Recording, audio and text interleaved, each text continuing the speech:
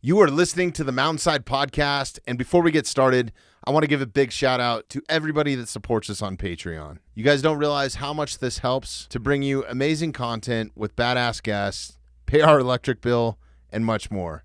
So much love, and thank you for your support. If you're new to the Mountainside Podcast and you like the content that we're creating here, the simplest way to support us is through Patreon. Not only are you supporting the Mountainside Podcast, you have the option to listen to us 100% ad-free and much more. Simply just visit patreon.com/the Mountainside, or you can simply open the show notes wherever you're listening to the podcast right now and look for the Patreon link.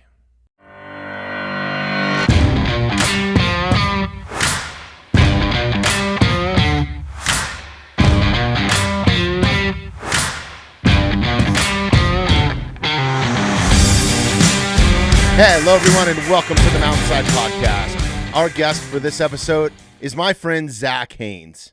He's the 2021 Pan America gold medalist in combat sambo. He's just getting back from Uzbekistan, where he competed at the World Championships for combat samba. Every time that Zac comes in is a good time. This is the second time that we've recorded with him. We had a few drinks, and we're sending off the original studio in good fashion as we will be moving into our new space. This was a great way and the perfect person to record the last episode in the original studio with, and I hope you enjoy our conversation. It won't even be an issue because it won't even come out. But you're going to be conversating with us a lot. I got a feeling Haley's going to be coming up in this conversation. The MMA right now is killing it. Yeah. It's almost like makes me wish I was still back there. Yeah. It's probably the only thing that would make me want to move back. Besides family, I can't. If I don't say family, then it's like Right. Do you know Jared Weiner? I'm unfamiliar now. Okay. He's runs a jiu-jitsu school in Jenkintown. Oh, okay.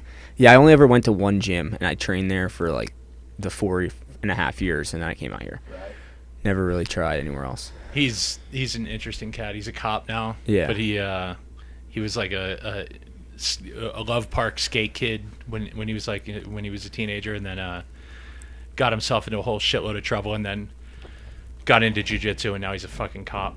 Well, it's crazy. Jiu-jitsu will do that, man. It's so awesome that cops are doing jiu-jitsu now. Like, there's this whole program, and Jeremy, you're gonna have to look it up, but I think it's run through Massive like supplements or something. They make like jiu-jitsu gis and stuff. Okay. Here, we'll start. Do your. We're rolling right into it. Oh, okay. So fuck it. We're recording now. Sweet. But yeah, fucking, it's what is it? It's Adopt a Cop BJJ, right? So it's a non-profit. Damn. They take money from whoever donates, and then they're having these cops do jiu-jitsu and shit, and they're doing like situational stuff. Yeah. Where like they'll set a guy up to go grab, like they'll have their gun belt on, like go and grab their gun, and they'll put him in an arm lock and then roll him over into like an arm bar and shit. Wow. It's pretty cool, man. It's legit shit. And I think there's like, it was like right around all the George Floyd stuff when they were talking about defund the police. This dude started this, right? Yeah. Awesome cause. He raffled off a bunch of his own personal shit.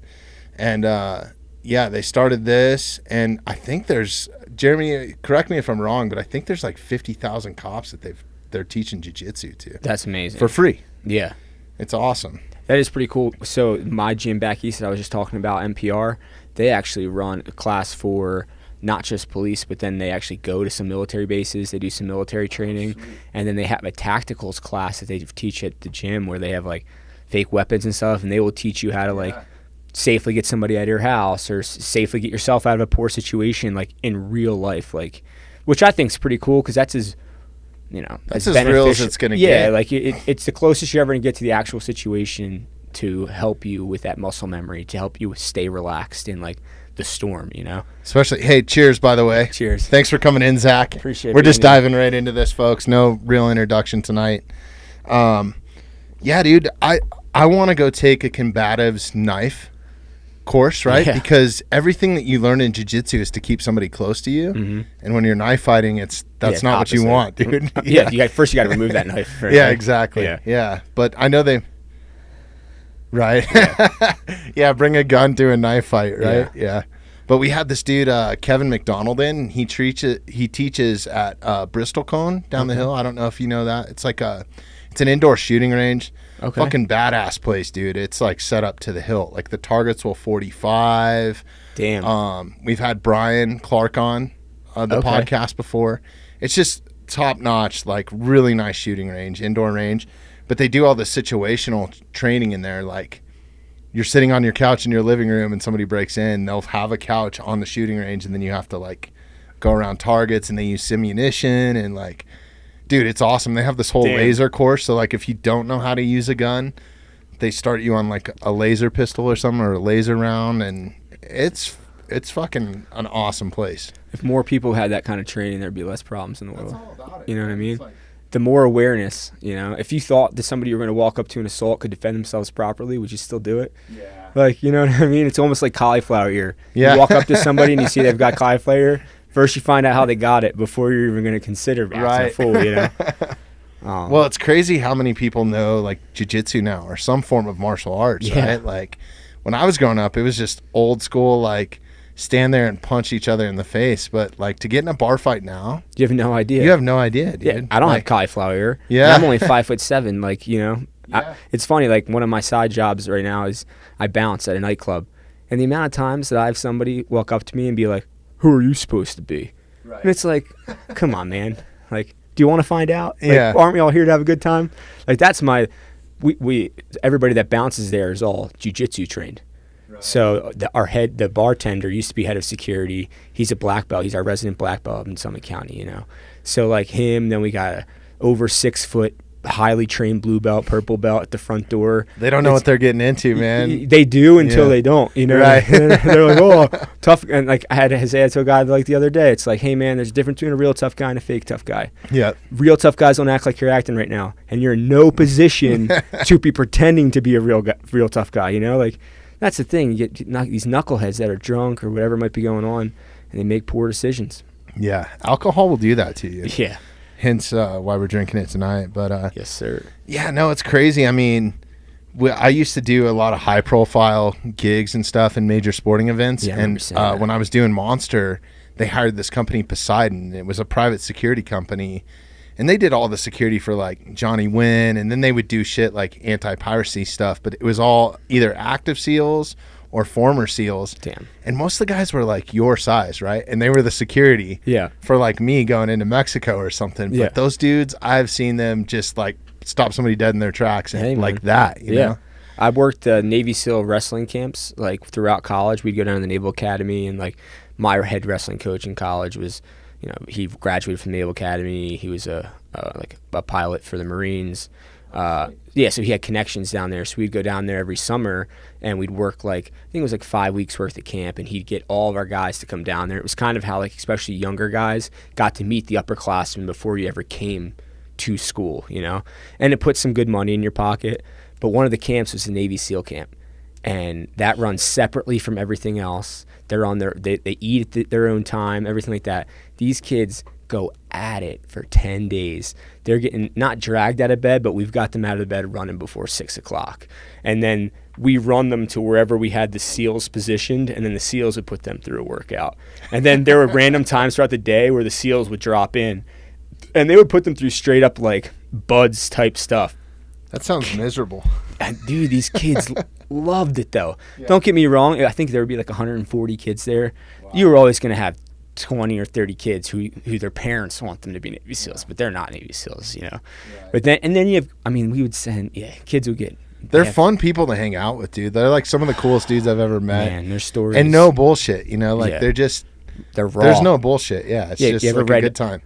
David Goggins' Can't Hurt Me. Yeah. Like that is them. They're like through and through raw individuals. You know, there's hard to get any fake from them. To me, they're almost like, it's weird because having a career in the music industry, like I've worked for rock stars, and some of the people that you would think are like the biggest rock stars ever and have that persona of that are the most boring fucking people you'll meet. And then you hang out with those dudes and they're real fucking rock stars. You know what I mean? Like when it comes to partying or something, it's like a whole nother level. Well, yeah, because they never know when it's their last real party, you know? Yeah. And like, I guess you have to live all in, right? Yeah.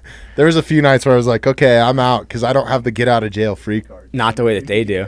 Well, we'll go around Annapolis and like, I remember we were out the one night and this one football player, like you have to be upperclassman at Naval Academy to not have to wear your like outfit out, you know. So he's an upperclassman, and he's running his mouth, and he's calling this guy out, not much bigger than me, Navy SEAL. This guy has seen some shit. You have not seen anything, and you don't know who he is because he's some new guy in town and he's short with a beard, and he's a big defensive lineman. This guy, right? He's running his mouth. Some other guy leans up, whispers in his ear. This guy was so apologetic, like, and he told him, you know what I mean? He was right. like, "Yo, do you know who you're talking to?" Actually, exactly. But yeah, and I love that. Their big thing when they go out is they don't tell anybody what they do. No, they're not like walking they're the around. quiet professionals. Is what they're dubbed. Yeah, and like even when they're like. They could be making complete conversation. They're going to lie to you about what they do. They're not even going to tell you the truth because, like, first of all, that's going to change the entire way that the conversation is going to go and that everything is going to be, Well, it's weird now. There's this whole, like, with all the movies and books and stuff that have come out, like Goggins and all that stuff. Now it's a little bit different than when I was hanging out with him. It wasn't really like a rock star thing, and then it just, man, it's crazy. It's so publicized now. Well, you have so many of these guys that went on to tell their story. Oh, after 20 years. And people can get behind it. They're like, wow, like, I struggle with this or with that. Like Goggins, he was fat and lazy and hating his life, and then all of a sudden he turns it around and he's like a motivational speaker doing, like, unspeakable things. You know what I mean?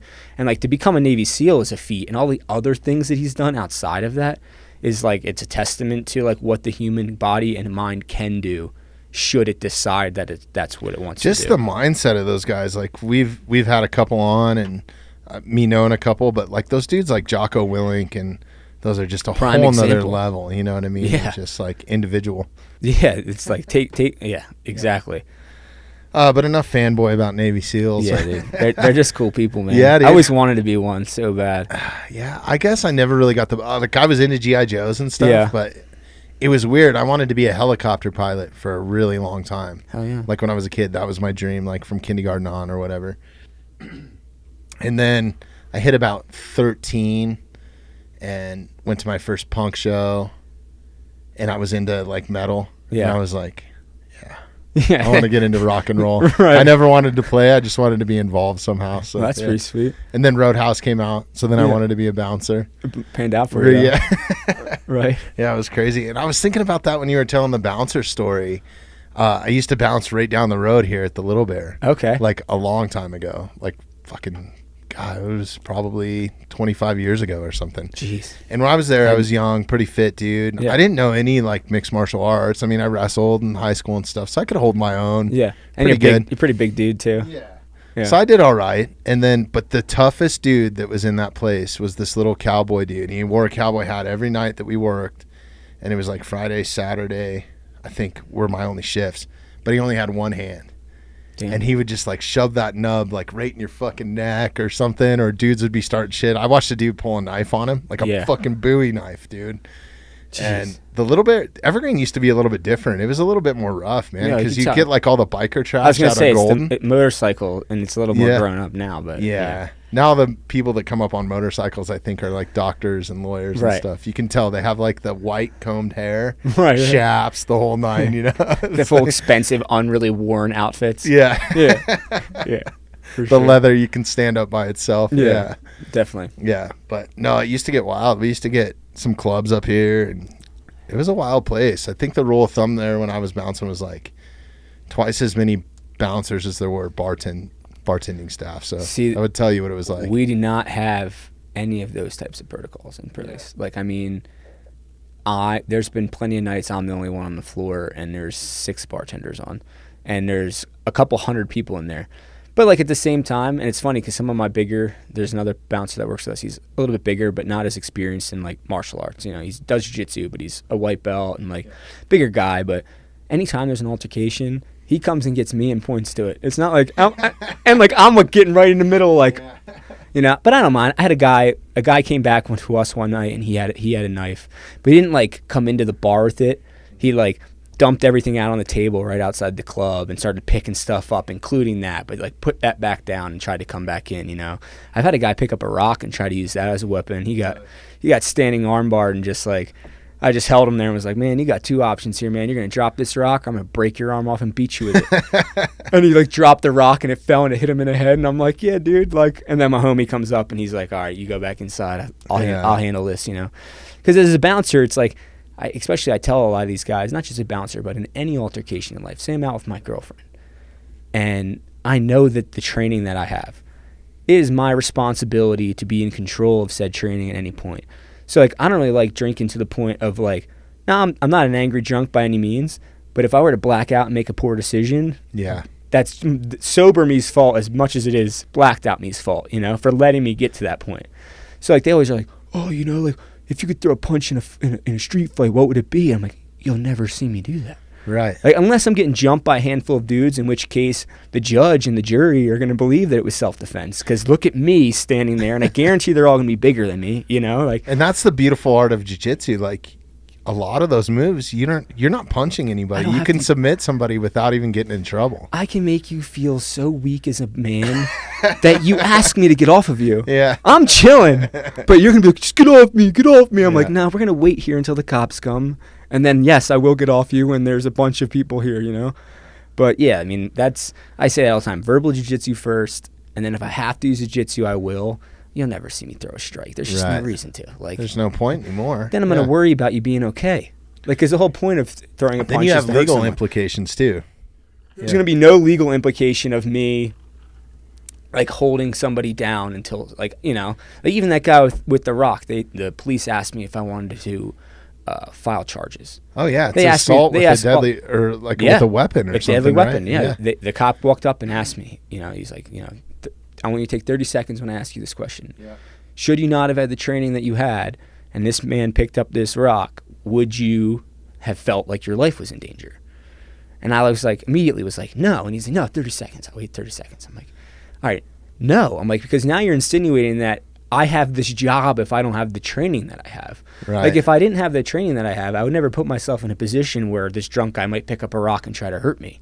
You know what I mean? And I think that's the key that a lot of fucking people miss. Yeah. They'll put themselves in a situation they don't know what the fuck they're doing. Yeah, I'm as calm. For me, the job's people watching. Like, even the biggest altercations, I'm like, dude, like, and I got my homies right here. Like, it's not like I'm just here by myself. It's going to be one radio away from you and all of your friends being in a very bad situation, you know? But as much as I enjoyed bouncing, I don't miss it because everybody wants to start shit with you because you're a bouncer. If you can ask somebody polite as you want if they're drunk, and typically you're sober, right? Yep. Should be. I'm always sober because I don't want to make a wrong decision again. Exactly. Because, you know, and if I do for some reason, like, take someone down and they hurt themselves. Like, I foot swept this guy the other night, the same guy that grabbed the rock. I foot swept him. I had this his guy wrist. Sounds like an asshole. Dude, he was terrible, right? Foot sweep him, and as he's falling, I let go of his one wrist to, like, guide his head down so that he doesn't, like, hurt his head. And then he has the audacity to pick up the rock, and it's like, come on, man, like, you know? So like you said, like, people are mostly drunk because they don't know what they're doing, but I can't be drunk because, like, if as I'm drunk, somebody picks up a rock, yeah, that might be one of those times I'm going to throw a strike at you. Exactly. You know what I mean? I'm not going to try to, like, wax off and catch your fucking arm. Like, you're But getting I can't punched. remember how many times I would go up to people and ask them politely, and women, not to stereotype, but typically they're the worst. When you ask them to do something politely, like the middle-aged women that are just out with the night off from the kids or whatever are typically the ones that are, like, the biggest assholes when it comes down to it. Like, it's crazy, man. Yeah, I don't miss that shit. Yeah. It's good money, though. But fuck, man, you're just getting back in the country, right? Like, we were going to try to do something while you were overseas. Yep. And for the listeners, so I don't botch it, you were over there fighting in the World Championships of Combat Sambo, right? Yeah. Yep. 2021, we were over in Tashkent, Uzbekistan. Representing USA. Yes, sir. USA, man. Yeah. No better country. So we love the flag behind you. Represent. Yeah, so, yeah, me and the team, we were just over there. I got back last Tuesday, flew in, got back at probably like 3:30 morning, back to Blue River, and then I was back to work like the next morning at 6. Shit, man, you just don't stop, do you? Well, you know, no rest for the wicked. You know, if you got goals to chase down, those days compile. So, you know, you take a day off here and there, and then you're 3 months towards your goal. That's a week or two that you took off in those 3 months, you know? Right. So, doesn't mean I'm not tired. Doesn't mean that I don't, like, not want to go to the gym. And there's plenty of days where I might go, or and I don't go as hard as I normally might. But just to be there, I might not feel as good. I might take a couple punches. I might be a little sore, but at least it's like a couple steps closer, I bet you always feel good when you leave, though, right? Oh, never a time I don't, Maybe sometimes you're like, just like, damn, now I'm super tired. That's the biggest thing with me, because I'll sit there and just, talk myself out of something for ever. It's hard. And then if I go, I feel good afterwards. But getting the motivation to actually go is fucking hard. Yeah, for me, it's big. The time management is a big thing. Like, I was poor at it my whole life. I was talking a little bit earlier about my one coach that went to the Naval Academy. Yeah. Well, one of the things that he did when we started a semester is he would have all of us, and mind you, the head coach also has some assistant coaches, and each assistant coach has their own role, whether it's be a mentor or a technician or whatever it is, dietitian, like your strength and conditioning. The head coach does a lot of administrative things, isn't always necessarily like as hands-on. This coach was, but the one thing he always did was he would bring us in the first week or two of the semester, once we had gone to classes a few times, and he would give us this calendar, and we'd have to break every hour of our day down. Actually, it was every 90 minutes, because that was. Would you do it from the end of the day backwards? No, beginning of the day on. So okay. As if you woke up in the morning and had to go for a run, and then you went to class, and then classes, lunch, all the way down to if you were napping, or if you wanted to play video games, that all had to be on your calendar. So a couple of years of that, and time management to me became a huge part of being successful. That's huge. So if I am supposed to wake up at 6 o'clock, and at 6 to 7 I have to do this, and 7 to 8 I do this. If I wake up at 8, those are two things I haven't done yet. And now I have to somehow try to fit them into my day, which causes stress, which makes me maybe I skip another thing that should have gotten done. Then all of a sudden the next day I have laundry to do. You know what I mean? It's crazy, because I do the same thing. Yeah. But I break it down, and I don't know. Somebody told me that this is the way that the military does it. And I don't know. It's just the way my mind works, right. I guess. But I start from the end of the day, right? When do I want my end of my day to end, right? Yeah. And I'm going to spend an hour on this. I'm going to spend 2 hours on this. I'm going to dedicate this time to this. And I just work myself backwards. And I'm like, fuck, I got to get up at 6 a.m., right? Yeah. But it's funny, when I do that, typically I'll wake up at 5, an hour early. I'm like, okay, I'm gonna dedicate 1 hour just to drinking coffee. Right. Which it doesn't take me an hour to drink coffee. Right? It doesn't take me an hour to wake up. Yeah. It takes 15 minutes. So I start on that day, and then I'm ahead of my schedule all day long. And if I get behind, I get pissed, dude. Yeah, right? I'm mad at myself. Yeah. But it's crazy. Yeah, it's definitely. that's a huge thing for me. I wouldn't get anything done, I don't think, if I didn't. I write it out the night before almost. I definitely do in my head. My big thing is routines. So right. I settle into every Sunday through Saturday. I'm basically doing the same thing every day. And it might get repetitive, but I have enough variety in each day that I work all day Wednesday. I work all day Thursday. I go to the gym afterwards sometimes. Friday I work. I go to the gym. I work. Saturday I work. I go to the gym. I work. And then Sunday I wake up a little bit later. By later I mean 8. Right. And then, I go to snowboarding, or I go hiking, or sometimes over the summer, I'll go camping for a whole weekend, but I'll do so much physical activity in that 3 days where it's I did work out for 3 days. I just wasn't in the gym, and I can still shadow box, and I can still envision myself working towards that goal, but I'm camping up by Zapata Falls in the Great Sand Dunes, or I'm down by the Grand Canyon, or I'm in Moab, and I'm That's just so rad, man. If you can break it up like that, because then it doesn't feel as bad, and you can get some great training in, dude. Incredible. That's one of the reasons why I hunt, because the main reason I hunt is for meat. The other reason I'm an archery hunter is I like the challenge of it, right? Yeah. But for example, the other day I had a tag I was trying to fill, and we had scheduled some stuff. And see, you don't have kids, so kids they're like wrenches in the gears, bro. Just when you have a schedule, it's you got to go pick one of them up from school, or the wife calls, and then you got to go do this, which is fine, dude. I fucking love it, dude. Yeah. That's my main goal. Right. My main purpose in life is to be the best dad and spend quality time with my kids. Yeah. That's my goal. Which is why I can pull you away from any point of your day or your schedule. Exactly, yeah. So that really fucks it up. But so I was trying to get that done. I had all this shit going on with the podcast. There was some personal stuff going on too. But I was if I'm going to get this done, I got to go in at 6 in the morning and go bow hunt. And luckily the property I hunt on is not far from here. Sure as shit, my busiest day, I shoot a doe, dude. Like, so I'm like, fuck. And I'm like a mile and a half back, and it's literally like off of a cliff pretty much where I got in and snuck in on this doe. Wow. And it was an awesome experience. But just being back there, and I was just, the whole time I was thinking, I was like, thank God this isn't an elk. Because that's like 10 times the animal, right? So finally got it quartered up, got everything done. And then it was like a big deal. It was the day before Thanksgiving, actually. And we had set up like a flag football game with the whole family, like at Evergreen High School. It was awesome, man. Like, but my entire family was coming to play flag football, like, which is a deep, dude. It's like probably 20 kids, man. Wow. It's insane. Like, so we had all them. So then I had to go play flag football all day. Dude, I was so sore the next day. I could barely, because I'm not used to running wind sprints, right? And I'm not going to let my little cousins like no way that's show happening. me up, right?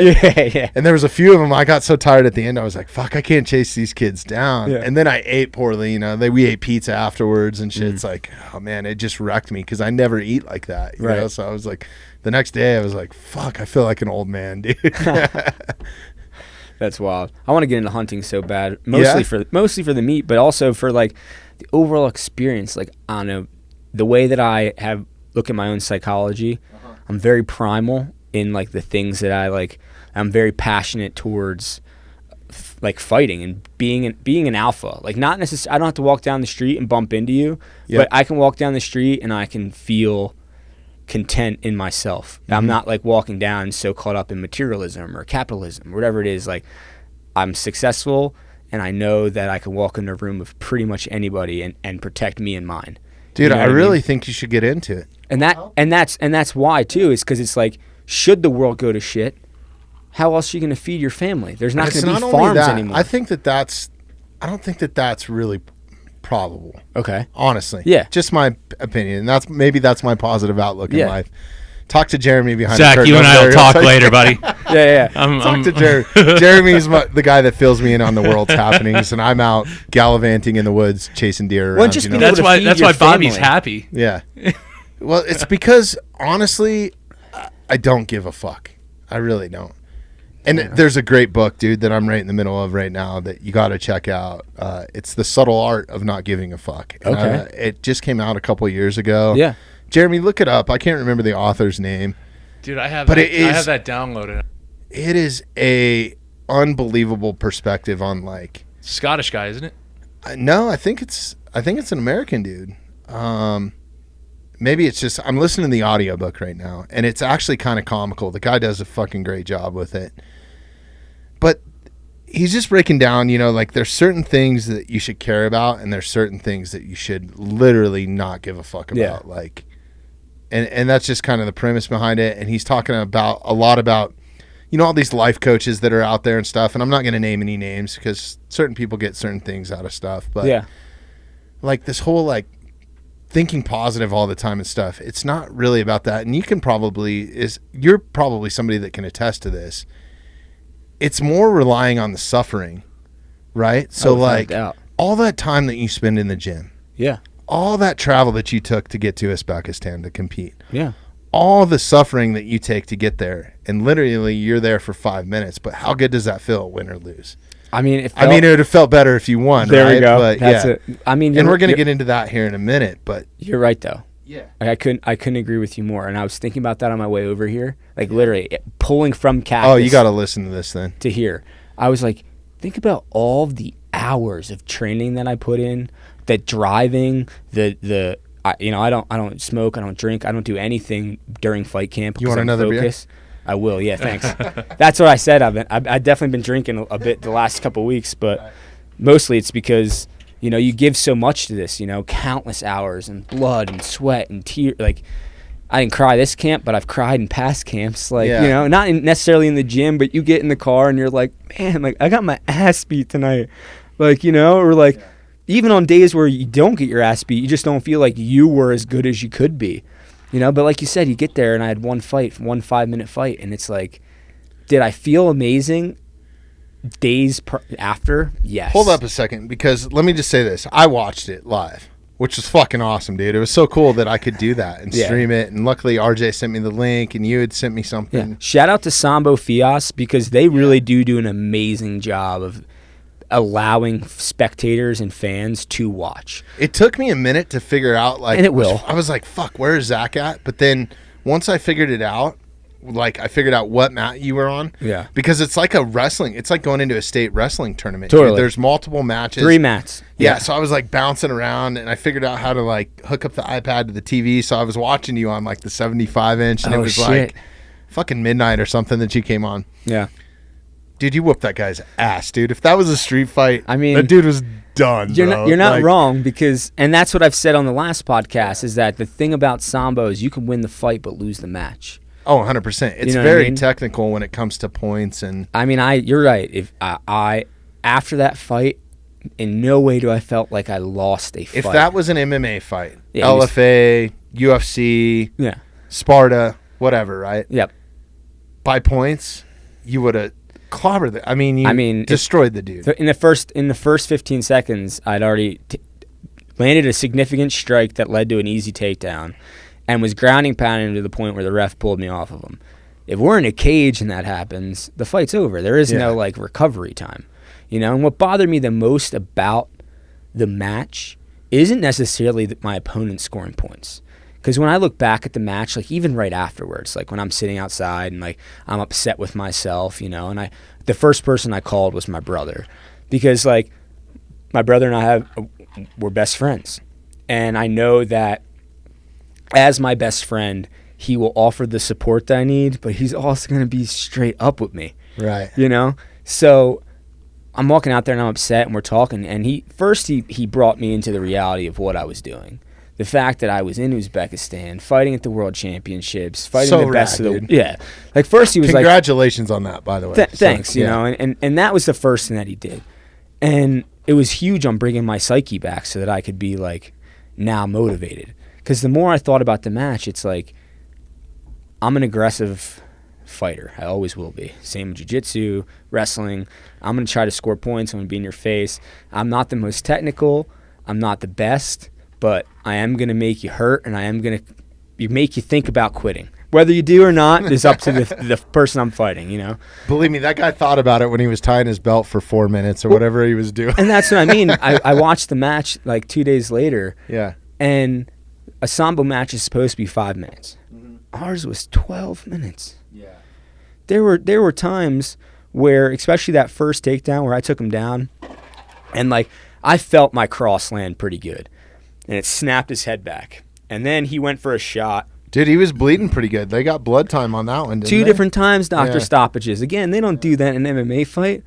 I'm going to see you bleed, and I'm going to punch you in that nose so many more times. Like before. Well, it was funny. Have you listened to the commentary on it yet? I did, yeah. Yeah. That makes it even worse. They're like, this American is fucking aggressive. Yeah. Like, they didn't say fucking, but like they might as well have. You know? Like, and I love that, because I just love the fact that you were there representing America.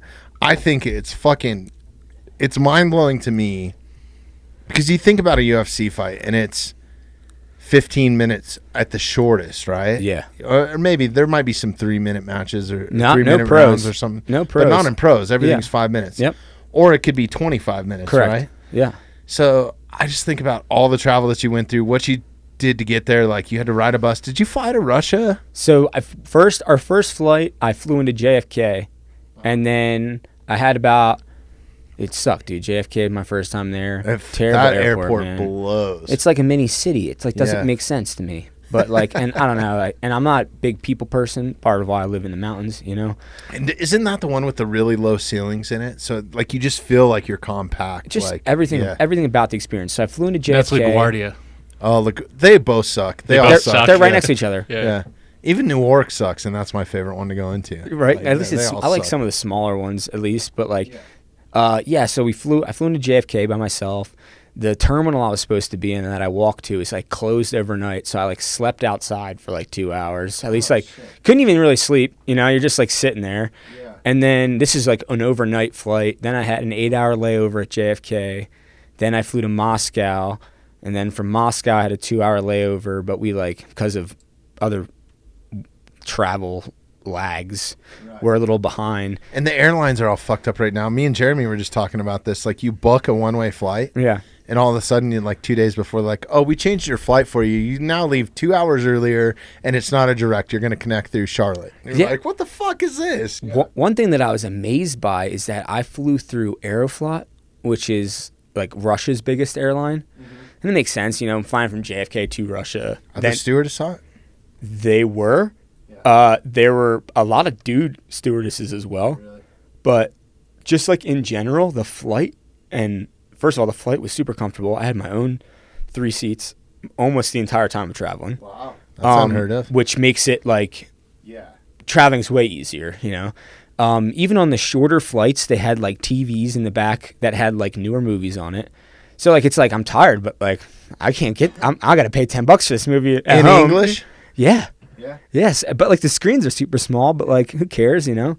But yeah, the flights overall were great. I'm not a huge fan of airport food, so, you know. It sucks. Yeah. But what's nice is that, so when Sambo got admitted to the Olympics, they got rid of my weight class. So I had a decision to make, which was either go down a weight or up a weight. Oh, really? I didn't know that. Yeah, so that happened this past year. So they just took all the middle class, or like in between weight classes or something? They just kept like a little more popular weight classes. Like they have like, it's all kilos, but like if I were to like break them down by, so like, you're 135. That's what I fight, and that's which what is 65 kilograms. Or? So it's actually 62 kilos, like 62 a little over kilos, 62. Yeah. So that was my weight class. That was another thing that was confusing when I was trying to figure it out. I was like, "Fuck, man, I don't." Yeah, not used to seeing this. So they got rid of 62, and now they're all at 64, which is basically 142. So if you're a featherweight and you're cutting down to bantamweight, that's not going to happen for a Sambo fight. Yeah. But if the weight class is 142, maybe you will cut an extra 3 pounds instead of fighting at 157. You know what I mean? Right. So you get a lot of that. Like a lot of these guys they're big guys. And you run into guys like the guy who won the weight class below me, he's a UFC fighter. Like, and you get these guys that come to these Sambo tournaments because in their country, Sambo is football. Sambo is basketball. Right. So who cares if you're in the UFC? If you come home and you win a Sambo World Championship for your country, you're like a legend there. Like so. Why isn't it more popular in the U.S., you don't think? I think for 2 reasons. One would be that it's Russian. So it's already like kind of on the back burner. Right. And as far as American history goes, there hasn't been a long history of martial arts. War, yes. But hand-to-hand combat in the highest form between 2 individuals in front of a room full of spectators, not so much. Like they had boxing for a long time. Hence probably why the UFC is doing so well. Yeah, because it's a newer, it's like America's version of the Coliseum. And it still feels like a new sport, right? Yeah, like but it's not. It's not like, it's not as prevalent as like the NFL. But I think it will be someday. I think it will be too. You're like without a doubt. Like what was the Coliseum? Like everyone came to see the Gladiators. Yeah. They knew about it all over the world, not just in. Like, could you imagine seeing that shit? No, because in my mind, I would have been the one out there, and then it's like I don't know, man. Like every fight to the death, not to like a ref breaking us up. Yeah. It's a little bit different, you know? Yeah, it's wild. Do I think I would have loved it? Yes, but like at the same time, what's your life expectancy there? You know? Yeah, exactly. How old are you living? Everybody's worried about how long their career is going to be here. Yeah, Fuck, dude, think about that. That's what I mean. 2 days. Yeah, you're like, fuck that. I just want to live till tomorrow. Yeah, like maybe get a beer afterwards. And you almost want to be like. Correct me if I'm wrong, but my mindset is you'd almost want to be that mediocre guy, like not the worst guy, so you don't get fed to the lions just for like a pre-show. Yeah, like you could, and you don't want to be the best because they're gonna put you up to the hardest fucking challenge. You want to be like middle of the road, dude. And that's the actual longevity in career. Right? Yeah, totally. Look, a lot of those dudes were slaves, right? Like they did. Yeah, like forced into it, dude. You know what's crazy is in some of the rock and roll touring that I did, we played shows in some of those venues. Like, the arena in Verona, Italy. And you go downstairs, dude, and it's like jail cells, animal cages. Jeez. It's fucking wild, man. It is so wild. And the toilets there are still just a hole in the ground. Like wild. It is pretty cool. Damn, that's crazy. Yeah. But yeah, fuck, I don't know. I totally sidebarred you. We were talking about travel and what it took for you to get there, and we have so much to talk about. But so did you fly into Kyrgyzstan? Or? So we fought in Uzbekistan, right? So Eventually we did. We landed in Tashkent. We get picked up. We got brought to our hotel. Beautiful city, beautiful people. Like, everybody was so hospitable in that country. Like, the funny thing is, like, I'll go on a little sidebar. My head coach, Bob Clark, Philadelphia, Hall of Fame martial artist. He's got black belt in several different, disciplines. He's the only American-born master of Sambo. There's never been another one. He's won a world championship? No. So in order to become, and the rules have changed through time, right? Uh-huh. But currently, Sambo is organized as best as it can be and ever has been by FIAS. And in order now to be a master of Sambo, you have to pass an exam. And the exam, I believe it has 4 parts. And like, the first part is do you know the history of Sambo? And then the second part is, can you do real world like application of it? Then the third one is like a written test. And then if there is a fourth part, I think it's totally like fell the written. Yeah, I think the last part is like actually like doing it. Like, right.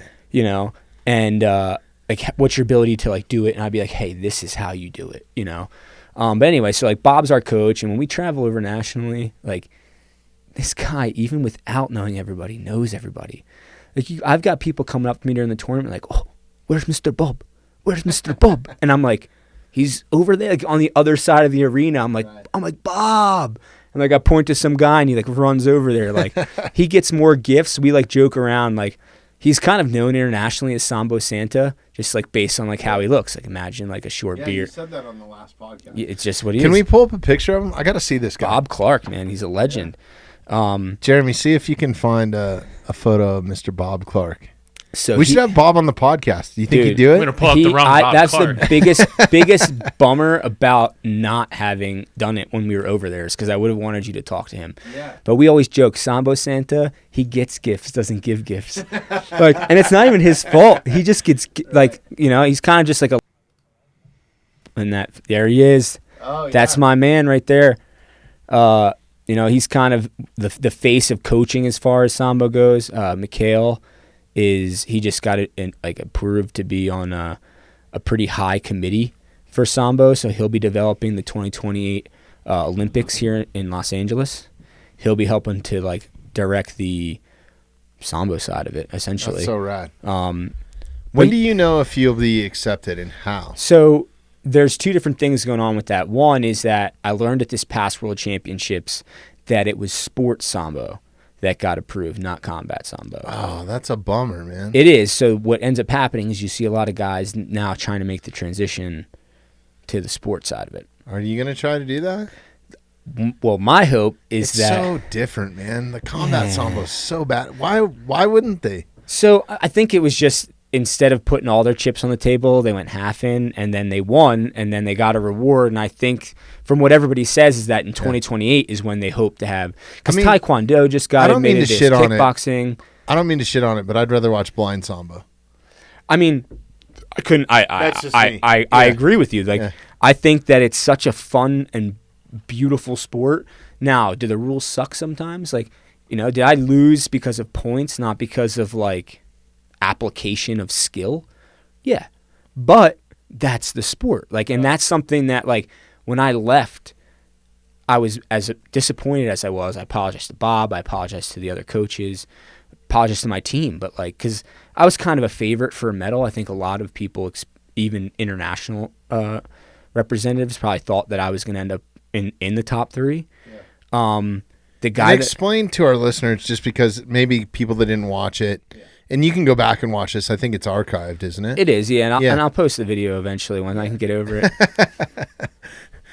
But basically, what happened in the first...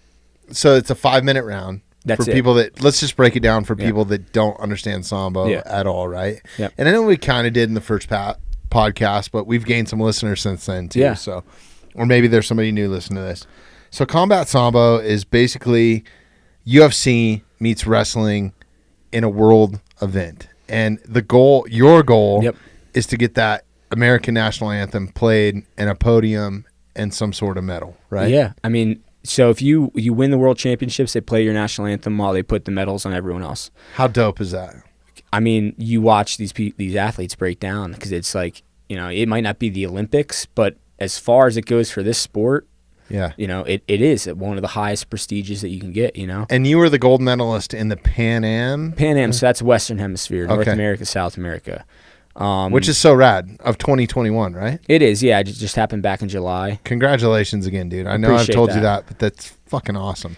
Yeah, the problem is that, and I talked to my coach, like Bob, about this, and next year I'd like to compete in at least one tournament where I get to fight the Asians and the Eastern Europeans.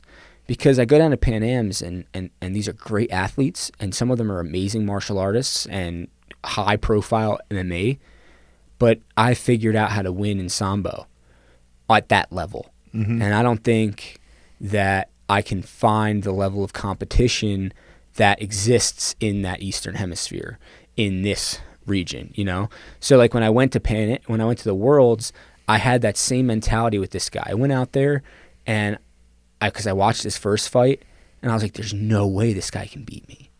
Like, he has no striking. His wrestling's subpar. I'm like, I'm going to murder this guy. And I went out there, and after giving him a licking in the first minute, I was so upset that he was still in the fight that the only thing I could think about was finishing the fight. Like, I didn't want it to go 5 minutes, and my problem is that I got away from the striking side of it, because I was winning the grappling exchanges and scoring points off of them there. Right. And I was like, I'm just going to keep I'm going to grapple this guy. I'm going to put up 8 points, and the fight's going to be over. It'll be 8-0. And I stopped hitting him.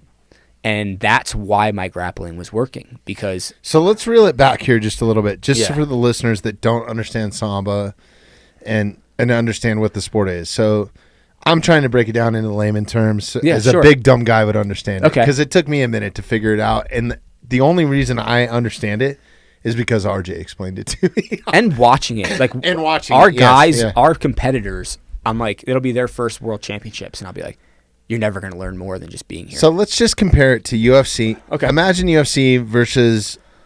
or UFC combined with a wrestling match, right? So Yep. anybody that understands mixed martial arts or wrestling, you can wrap your head around the UFC and wrestling.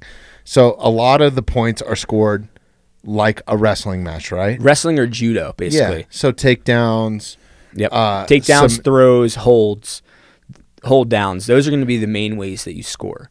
The only difference in the scoring would be that if you knock a guy down, and like whether it's with a punch or a kick or whatever, and he falls to his butt, or even like if he falls all to his back, that's a total victory. So if I somehow shoot in on you and I pick you up over my shoulder and I throw you on your back, the fight's over, even if like you're perfectly okay and nothing else happened after that. Like That's just how it works. Or if I'm holding your wrists and like the way I told you I foot swept that dude, if I foot sweep you and you fall to your back, the fight's over. So the only ways to end the fight prematurely would be to have a total victory like that, where it's basically we're standing up and you go to your back, or a knockout, or a submission. So you can do arm bars, you can do leg kicks, you can do a choke, you can do... Yep. And we're wearing, mind you, we're wearing the same kind of shorts that you'd be wearing in an MMA fight, but we're wearing a kurka. So we're wearing like a... Which is a whole nother level. And I think the only people that would understand this is maybe somebody that's done jiu-jitsu. Jiu-jitsu and in a judo. gi. Yeah. Yeah. It's like a stronger form of like a karate. Like our Sambo gear, for one, it gets checked more stringently than it does at jiu-jitsu. For jiu-jitsu, like it has to be a certain length on your arm, a certain length down. It can't, For us, not only do they check the length, they check that you can pull out. But It's got fucking built-in handles, doesn't it? Like on the shoulders. On the shoulders, you can just grip a guy and like lift him up by the shoulder pad. Like, yeah. Normally there's some across the back. They're a little bit longer. The belts are actually sewn into the jacket, so the belt is a permanent grip as well. Which is why when you're like, that guy kept untying and retying his belt, you shouldn't have to do that. That's why it's sewn into the jacket. Right. And like, I think that I need to sew my kids' belts into their jiu-jitsu gis, because like if they get in trouble for another, like I forgot my belt, I'm gonna be pissed. It's like, I don't know. The worst part was like, Jeremy's got some Kirkas pulled up here. Yeah, it's perfect. So the way it works is that you wear the red Kirka if you are on the top half, and you wear the blue if you're on the bottom. So if you're in a bracket and you're the second name listed, you're the blue. But then if you win the next fight and you're on the top, you switch to red. And then you could go back to blue, and it just changes based off of that. Dude, that's genius. And then all people wear red on the podium. Like, red is your, like, celebratory. Yeah, that's why it's on the top, you know? Okay. But, yeah, so then for Russian, like, our combat sambo, we also wear a headgear, and then we wear 4-ounce gloves like they do in, like, the UFC. But you're not allowed to wrap your hands. Oh, really? No. Like, they're pretty strict about that. And another thing about the Kirka. Why is that, you think? Just because I think it adds weight to the glove? Or? I think that everything about Sambo is meant to represent true hand-to-hand combat in a life survival situation. And that's how the sport was started, right? Yeah, so it was designed in, like, early Soviet Union time as, like, you know, a way to win war in the trenches. Honestly, it was designed for World War I. Like, if I run into the trench and get you to drop your gun with, you know, I'm gonna have to take you down and finish you. Which is why the rules are that if I take you down and I smash you a little bit, instead of, and I guarantee you the American soldiers in World War I were not training not like any this. sort of hand-to-hand combat. No, not like this. Mixed martial arts, nothing. I mean, you look at Sambo and, like, a guy like Fedor, a guy like Khabib, this is where they got, you know, Khabib's 29-0, didn't have a whole lot of amateur fights. I'm like, yeah, but he had over 200 Sambo fights. Oh, really? Over 200. That's insane. And, like, he won, so he didn't win the world championships that I was just at. That's, like, a little more of a... And he's the only undefeated MMA. UFC fighter ever, right? Well, to have won a belt and retire, yeah. Right, Like, no one else has ever done that. There's a couple... He'll like, be back. There's Yeah. going to be a big paycheck at some point. We'll see, man. I could imagine, because he's Muslim too. Or he could just ride off into the sunset. Yeah, that'd be better. They man. have a humble nature about them, Yeah. where, like, I really do think that he could walk away, you know. But talk about undefeated fighters, and we were talking about Philly MMA. Sean Brady, not up and comer, man. I mean, he's a killer straight up, but just cracked, like, high top 10 at the welterweight division, man. And, like, I've been watching UFC for a long time. I think Kamaru Usman is a stud. I think a lot of those guys above him are a stud. So badass. But he brings that Philly grind, and, like, I won't take anything away from the Nigerian Nightmare, but, yo, there's some grit down in Philly too, man. Yeah. You know? And, like, he talked about it on his one. Everything is so good right now. Yeah. It is so good. The light heavyweight division? Yeah. I mean, every weight class is stacked. Dude. And I think that they were just talking about this the other day. I forget which fighter it was. But he was like, I'm representing the new wave of martial artists that have been doing it since we were kids. Like, now, like, you're getting kids that started doing, like, boxing and jiu-jitsu where they're wrestlers, and they did it their whole lives. Like, look at Aaron Pico. Like, that dude, like, sure, he lost his first couple of MMA fights. And there's a lot of guys coming in, too, now that are, like, they're waiting to come into the sport until they're ready. So, like, in the light heavyweight division, for example, there are some murkers in there. But the guy that's number 2 right now is what's the fucking guy's name? I'm drawing a blank. Yeah, Yuri. Jeremy, you got to pull Yuri, but yeah, I can't pronounce his last name either. But he's like a true martial artist too, man. Yeah, he's a scary ninja. I mean, you start to get at some of these, like, dude, his last KO with that spinning elbow. Yeah, against Dominic Reyes, who's, like, a very scary individual too. Unbelievable fight. Guy went all 5 rounds with John Jones. You know, like, but that's the thing is, like, nah, this isn't him. His name's with it. Yes, it is him. Yeah, it is. Click on it again. It's I thought it started with a Yuri J. Pashenko or that something, is him. right? Yeah, dude. Jeremy, how would you pronounce that? Dude, he said he warms up every day with 500 kicks and punches to a tree. Oh, I've seen video of it. That's how he trains. Like, he's like, then he goes to the bag and he's like, yeah, trust me, like, nothing will ever break. And it's like, and he is the most. He is the most humble guy too. Like, in any interviews or anything like that. Yeah. Like, well, and real martial stud. artists are. Yeah. Anderson Silva, as cocky as he was in the cage, he never talks shit.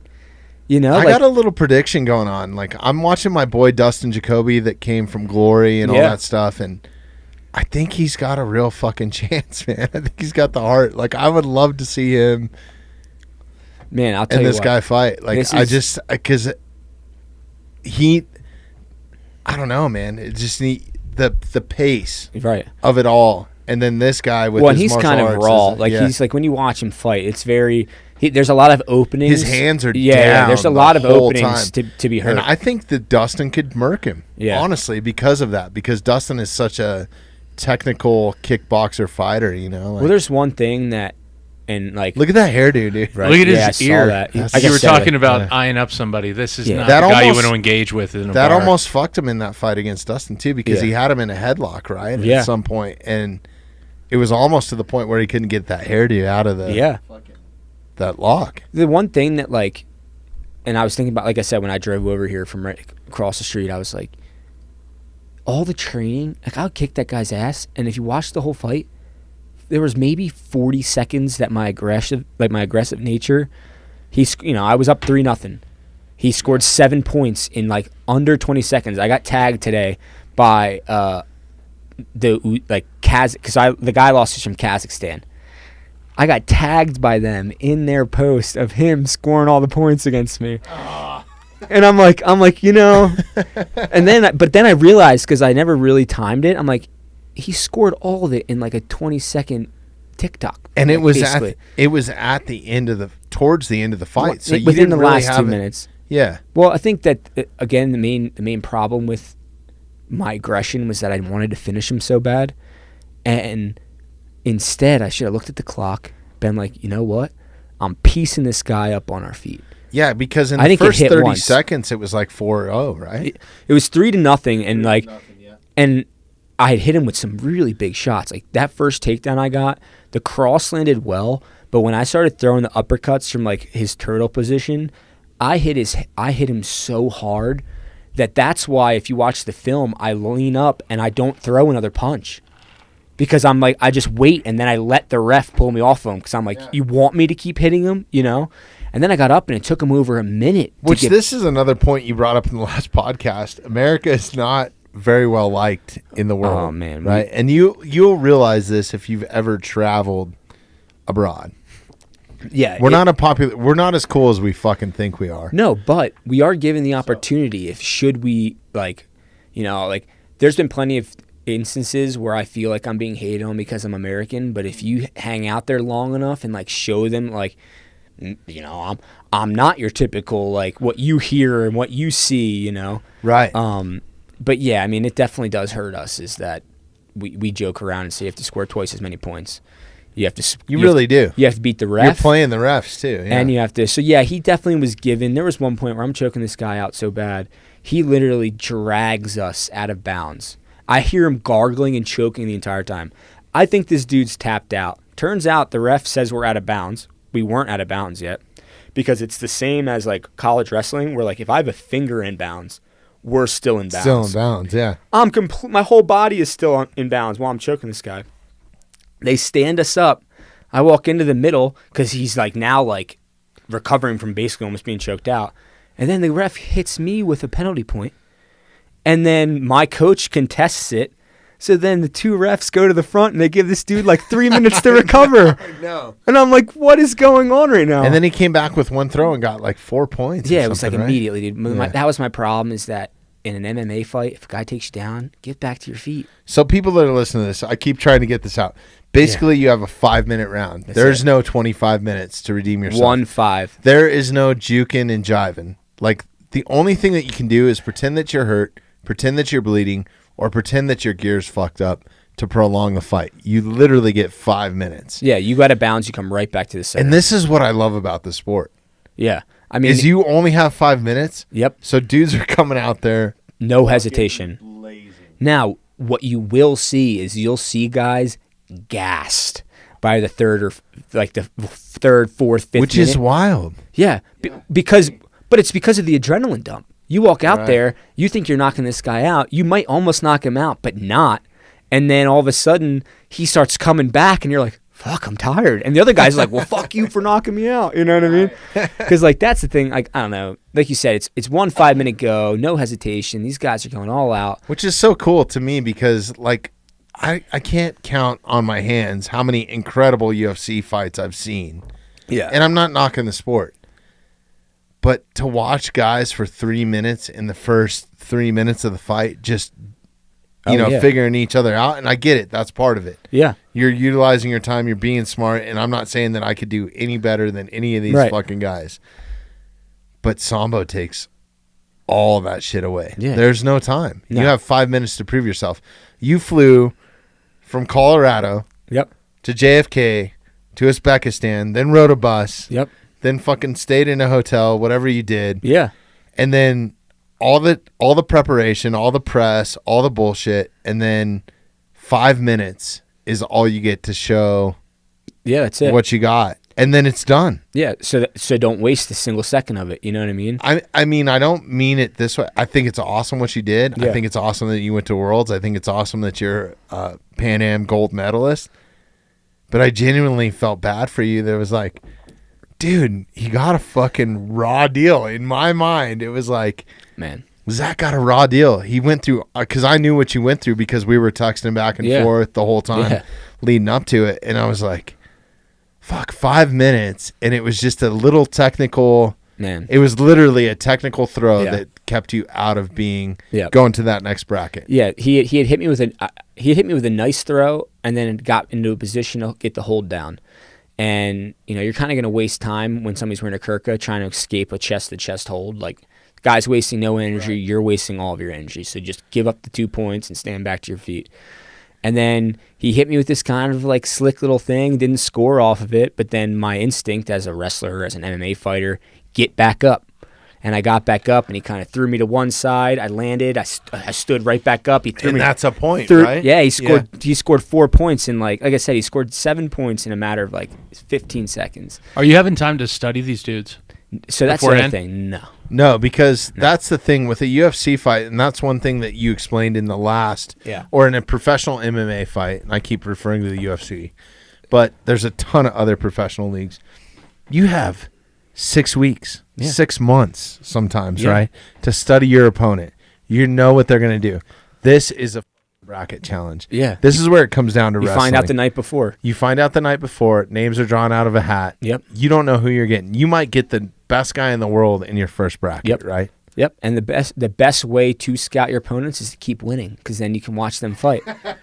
Right. And like that was the worst part. Is like I lost to him, and I think Not to mention, this is not a publicized sport, so there's not a whole lot of homework that you. So can you do don't on have it. anybody. Yeah. You don't have anybody telling you like, "Oh, watch out for this guy's." One thing where this guy's got more fuel in the tank. No, never. Holy shit! So and the thing with the Kaz, like, this is why it's raw. It's an incredible sport. Yeah, and this is why I'm an absolute 100% fan, and I'm gonna. Well, I think anybody that's a fan of the UFC, if you can wrap your head around what's going on, this is incredible. And I think everybody should be supporting it. That's just me. It's so young here in the United States that I think that, and we don't have a collective training unit. Like, you go to a lot of these other countries, like I'm talking a majority of the successful countries, if not all of them, their team trains together almost all year round. They're funded, so their athletes, like, it's mind-boggling to these are the NBA players of the rest of the world. Yeah, you go up to, you make friends with some of these other countries, and they can't believe that we have jobs. Can't believe it. I'm like, I work 60-hour weeks. When do you train? I was like, in between jobs. Like, what do you mean? What? Like, they're training 2 times a day. Thanks. I think honestly, out of so the one thing I learned was that, and I watched like the Russian who won the whole thing. He had a highlight. He had the best win of the entire tournament. I didn't watch the rest of the tournament. I kind of wish I would have, but it was like the middle of the night. Nah, dude, I totally understand. I only stayed for the finals like 2 of the 3 days because it's like it becomes a lot, I don't watch every UFC fight either. So. Yeah. So the Russian at my weight class had the best win of all 3 days in the finals. I'm gonna go back and watch. He hit this dude with a spinning back kick. Really? Yeah, dude. He knocked out the Uzbek in Uzbekistan during the finals, spinning back kick, and then right after the guy like goes stiff in the air and falls back, just does like a ninja backflip and like throws a couple of dude. It was like in a video game, like finish him. Like couldn't believe it. But what I learned from even watching him, he's a 3-time world champion now. If he's up 1-0, you're bringing the fight to him. Yeah. He's not coming at you anymore. And he's still gonna like fuck. Like he made the finals. So he's a world champion 3 times. He's still gonna fuck you up. Which you're very capable of. I mean, I just have to take the your foot off tempo. the gas pedal. Yeah, You know. your tempo and the pressure that you bring is unheard of. The announcers are like, Yeah, I mean, I love watching. It's like broke the you dude's are- nose. Like I don't want to shit on Samba, but like I feel like your pace and your level is bringing the sport to a different level, or it could be, Yeah, right? I agree. To be competitive, like you're gonna have to turn it up because and that's why I have a hard time watching the sport, Samba, because it kind of feels like guys are looking for points and that's it. yeah. They're not it just engaged kinda until feels they think they can score. like, hey, we're in that first 3 minutes of a UFC fight It's a and we're dance. dancing. Yeah. Yes, combat's and like that, it can be. But I agree. I think that the lesson that I learned of aggression is going to be a real problem at the world level moving forward. And sometimes, this is me personally, I learn lessons the hard way. I've never been able to like be like, oh, you know, here's this wall coming. I'm going 70. I should turn. No, I hit the wall, and then I'm like, fuck, should have gone left. You know what I mean? Like, so I know the feeling. it honestly helps. My favorite story of the entire tournament would be I'm warming up the morning of the fight, and there's no room on these mats. Like I'm talking like every athlete is warming up on one mat split in half. And not only do you have people cutting, like you have people that are warming up for the day, but you have people cutting weight for weigh-ins later that day. So everybody's out there, you know? And I feel like I'm done warming up, and there's this massive Mongolian, like Genghis Khan looking dude. And he's like laying down on the ground, and he like points at me, and then he picks up his like mitts, and he like, I basically understand you trying me to warm up with you.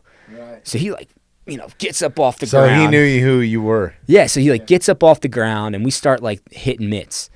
And I only throw like 1 or 2 combinations so I'm a southpaw, so like anybody I've ever trained with, it already is gonna like throw you off as far as like me throwing punches. Yeah. But he was throwing his hands into mine, so it was like it felt like I was punching cement. Like it hurt every time I was throwing a punch. So then I started like just going fast, but like basically like pulling back before I would hit him. And then he'd be like, no. Like he'd be like telling me like to hit harder. Come on, pussy. Yeah. And we warmed up for so long together that the Mongolian like athletes were coming up to him, and they like took him out of they took him away because they came up one time to get him to stop, and he wouldn't stop. And then they came up the second time and like literally made him leave. And then I had known who he was because of the last time I was at the World Championships. Like you get these crazy international athletes that like we don't know who they are, but like a lot of countries do know who they are, you know? Right. And it turns out this guy, you know, he's a silver medalist in judo at the Athens Games, first ever world champion in judo from Mongolia. Like, guys got videos of him like dressed in full Mongolian warfare, eating like raw horse meat. Like the guy is as savage as it gets. But he won all of his tournaments at like 150, and now he is all of 250. Like, really? Yeah, like you wouldn't think they were like the same fat person. Or yeah, but like like sumo fat, not like you know, like not like wobbling around there. He's the guy moved around. Like when I touched him, I felt like I was like, right. I don't want him to grab me back. You know what I mean? Yeah, that was probably my favorite, and that's what the sport does, is that it brings all these countries together that like you never would have thought. Like I found out that I've got fans from all over the world, from people coming up and asking to take pictures with me, and it's like, I had no idea you even existed. Like I didn't even know you even existed, or that you even knew that like I existed. And here in America, everybody's worried about how many followers they got on Instagram. Yeah, and it's like, who cares if like you can actually influence people's lives without even knowing you do? Because like I don't know, you don't. What's the pat on the back? Right. If it's actually getting done, you know. Because then the ego comes involved. Then, like you said, everybody's an influencer. Now you think that you're like, who cares? You know what I mean? As long as the world's getting better, you know? And that's what was cool 100%. About it. Cheers to that. Cheers, man. I encourage anybody, if you are into watching the UFC, mixed martial arts, whatever, go check out Samba. Yeah, I mean, it is fucking rad. It's really cool. It's a little bit different to understand. There's going to be a little bit of a learning curve to it. We're all still learning, man. But yeah, check it out. And is it? I'm gonna screw this up. FIAS. So it's FIAS. You're close. No, I was way off. FISA. Yeah. So FIAS Sambo, you know, we have tournaments all over Their website's amazing. That's where I watched you fight. So it was all detailed. free. Yeah. There was no like pay-per-view charge Nope. or any of that bullshit.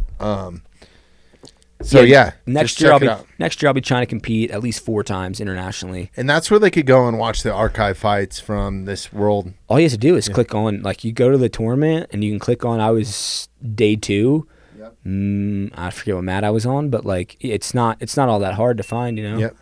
And we'll repost some shit too. Yeah. Hey Jeremy, I'm losing a camera, huh? Oh, it's the most important one too. No, it's I'm just not. gonna see your face. It's the worst. Number 2 is the most important one. Well, yes. I'll just go wide. All right, so we took a quick break. We're having a technical difficulty here, but so you might not see me on camera anymore. It might just be Zach. So Zach, be on your worst behavior. I'll do my best. Okay. So yeah, dude, I think we beat the fuck out of Combat Sambo, and I love it, dude. So Same. I can't wait to watch you compete again. By the way, Same. let's get into. We're just talking kind of off camera here for a minute, and you brought up a point where we were talking about training police officers or law enforcement jiu-jitsu, and that's something that you're going to start doing Yeah. So in Summit County. Yeah, so the connection kind of came through bouncing. Like, I work at Cecilia's. It's like the only night spot in like Summit County. The only place you can go to dance. So because of that, you get crazy crowds and rowdy people. And it's Breckenridge, so you get Texas rowdy people, you know? Yeah. So, you know. Texas rowdy people are fucking rowdy. Yeah, and especially the ones that have some money, you know? They feel a little more entitled to, you know. Right. I've had people be like, "Oh, you know how many properties I own up here?" I'm like, what is that supposed to do with you in this situation? You know? And especially if they have that oil money, you know, it's like an oil prince meets a hillbilly, right? Like, come on, man. But yeah, so we all love a mullet. In the last like year or so, the staff at the bar has become trained. You want to give them a shout out? Where Yes, can people come see you, man? Cecilia's, man, Fridays and Saturdays night. So our main goal is to make sure everybody feels safe and has fun. And everybody's welcome there. That's the other like main thing. Like, I don't care what you are, who you are, what you're into, come have a good time. And because of our reputation of handling situations, especially like nobody's going to get hurt. They're going to show up and they're going to be being held down. You know, a lot of nightclubs, the bouncers look forward to those fights at the end of the night, you know? Go to Lodo. That's like we don't want that. We want everybody to like be like, "Oh, Suze was amazing. Can't wait to go back there." You know, There is a fight. We're gonna kick you out the back door, and hopefully nobody even knows that you were there. You know, So the cops have kind of like taken a liking to us, and because of that, I've talked and we're talking to the owner of the gym up there. We'd like to do our own class for those officers. And not and like not just Breck, but like we'll do all the different departments, and we'll do Summit County Sheriff's. Clear Creek's right there. Yeah, and like maybe a minimal fee. Hopefully the department would just pay for it, because it's like, hey, come learn how to handle it. Adopt a cop. It would be cool, man. So like I want to do one for the officers, but I also want to do one for females.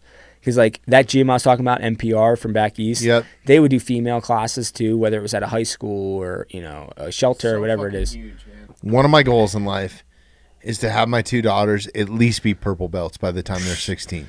I mean, that's my goal. They do jiu-jitsu now? I don't even want them to be a black belt, just a purple belt by the time that they're 16. I mean, there's a whole lot of control that goes into that.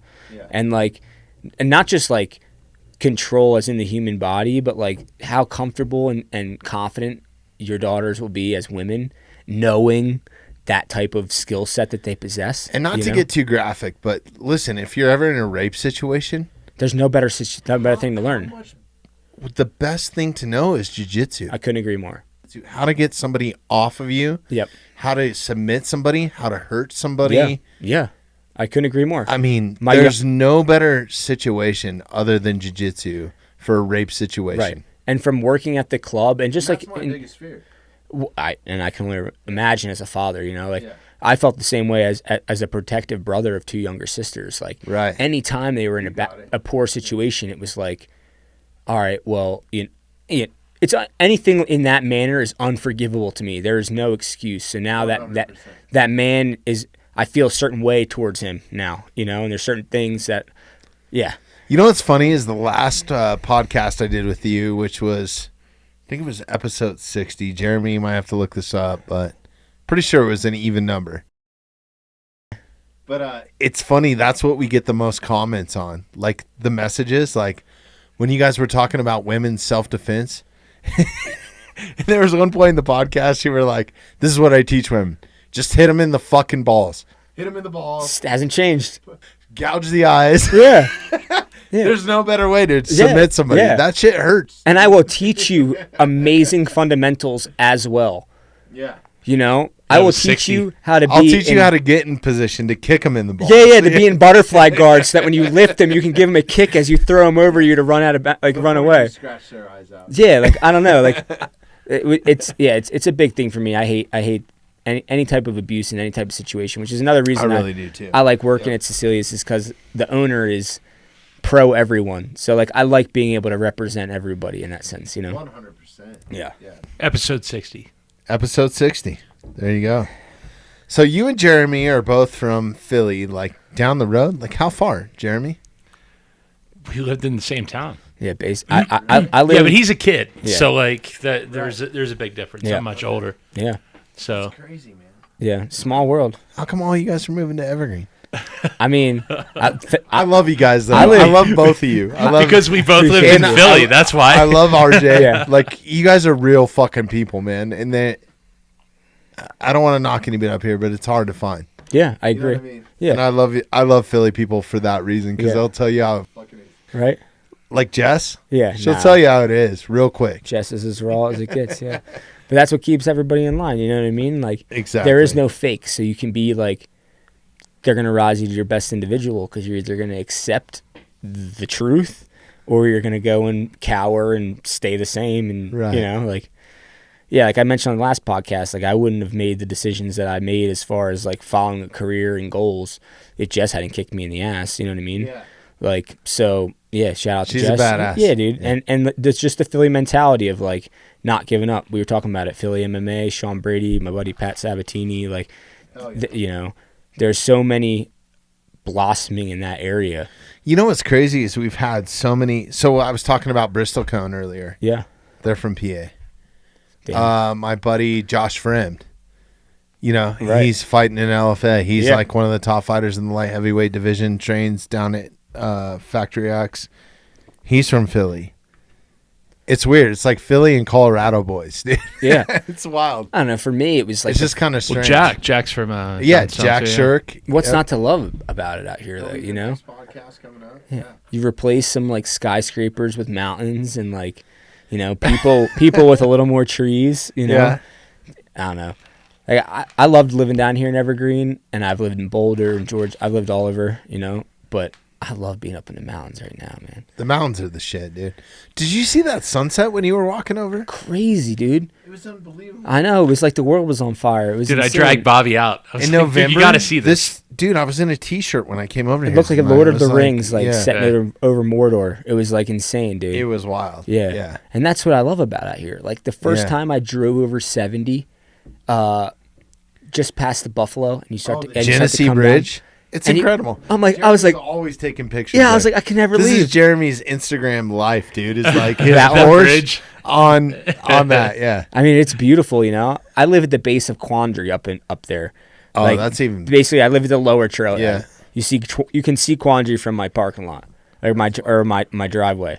Yeah, I love it out there. I mean, I was gonna show you a picture like earlier, but it was like I got a resident moose just like hangs out there. I saw the biggest fox I've ever seen in I my actually life. saw your post. Dude, It's like that moose is just hanging out, right? we wake up in the morning and he'll be like, so in our bedroom it's 2 sliding doors and then it's also windows, so it's like you basically just looking out at the trees. And yeah, we woke up one morning and like my girlfriend wakes me up and she's like, Chester's outside. And I was like, what? Chester. Yeah, we named him like day one, like, Hell yeah. because she was so nervous about Like Chester from Top Gun or Chester? Chester, like the chicken. I don't know Chester the chicken. No, it's Is that before my time? No, it's a brand. It's a brand of fried chicken. Chester's. Oh, really? Delicious. They sell it at Where's City that? Market. Is that only in? They sell it at City Market. I don't know. Maybe it's. Is that a else. Philly thing or something? No, City Market up in Breck. Oh, really? Yeah, Chester. and the one over in. They don't do chicken in Philly. Yeah, I mean, it was good. Really? We have cheesesteaks. There is, but it's just not the same. Yeah, I mean, he just like our first day. My girlfriend was so worried about never seeing a moose, Right. because she's been living out here for a while. Like we actually She met. was worried about not seeing one? Yeah, because she's lived in Colorado for quite a few years now, but she's always lived in the Front Range, And we actually met. She's from Bucks County too. I've seen moose in Everett. Stop. Yeah, so she ends up saying, "Oh, I never see moose." The like second or third day, she's staying up at the house in Breck. We like wake up one morning and go to like leave the house, and there's just like a moose like right there. So rad. And then he came like 3 days in a row to the one time she's coming home with the dog, and she like turns the corner and he's like standing right there by her front door. It's wild because when I was growing up here as a kid, they were just starting to integrate them, and I feel like we're going backwards. What, And I with hate to moose? say it. Yeah. I think that, Wait till the wolves come. well, and that's the thing, is that the population of the moose is going to continue to rise, and then the moose are going to have some food, and then the wolves are going to have some food. They're going to head down towards these ways so that they have. Well, it's like as much as I love. So like my background, as much as I'm a fighter, I'm an environmental biologist. My master's is in public I policy. know. We've never even got into that. Yeah, I like, need to I'm do an- like 7 podcasts Yeah, like with you. I'm an environmental nerd, man. Like you look at my Instagram, and it's mostly outdoors pictures. It's Yeah. not like I post There's not a fighting whole lot of stuff. fighting on there. Yeah, like- you're pretty much a reserved dude when it comes to that. Yeah, but I love This is some nature. hippies Instagram. Yeah, that's what and that's the funniest part is I'd have people come up to me out at Worlds at Sambo. They'd be like, "You don't look like you like to fight." I'm walking around at the tournament in tie-dye and shit, and they're like, "You? That's You're Haynes?" I'm like, "Yeah." Yeah. That's like Luke. Totally. He's a total hippie. Yeah, you would never guess. Total hippie, dude. Tie-dye. Yeah. And it's funny, the guy that runs Jeremy, you got to look this up, dude, cuz I can't believe I'm totally fucking butchering this, but the guy that I think it's Massive Supplements, the guy that runs Adopt-A-Cop. Oh, yeah. His thing is Angry Hippie, and Really? he sells tie-dye like rash guards I and love shit, that. right? Actually, like, Yeah, I no. definitely have to hit him up now. No, you definitely do, because you guys are so aligned. If I were to think about the primal, Massive. This is it. Look for About This or something. I don't know the guy personally. We've been messaging back and forth on Instagram. He's a great guy. Well, find he me on does all kinds of Instagram. cool shit. Jeremy, let me know when you find it. But it's the guy that's behind Massive. He's the guy behind Adopt-A-Cop. But like one of his things is Angry Hippie or something this him like here? that. Yeah. Mitch? Yeah, that's Micah. Isn't that his name? Micah Aguilar or Mitch, something? Yo, Mitch. how crazy No, is it's Mitch. Mitch. Yeah. Fuck, man. I'm sorry, Mitch. It's if you're okay. listening to this, you're probably not. But Yeah, but what are the odds of this? My brother's name is Micah. oh, really? Yeah, how crazy Oh, is that's that? wild. Maybe that's where I got it from. But I don't remember I even don't think saying we've that. even talked about that. right? Brainwaves, bro. I didn't even Craziness. know you had a brother. Yeah. He I was telling you, he's the first person I call. He's cornered me in several fights. No Okay. fight experience ever. Really? No, other than like one when he was like 17, he got in a fight. Other than that, no, like nothing. But and I would pick him over most of my coach. Should I have a UFC fight? And they tell me I can only have 2 cornermen.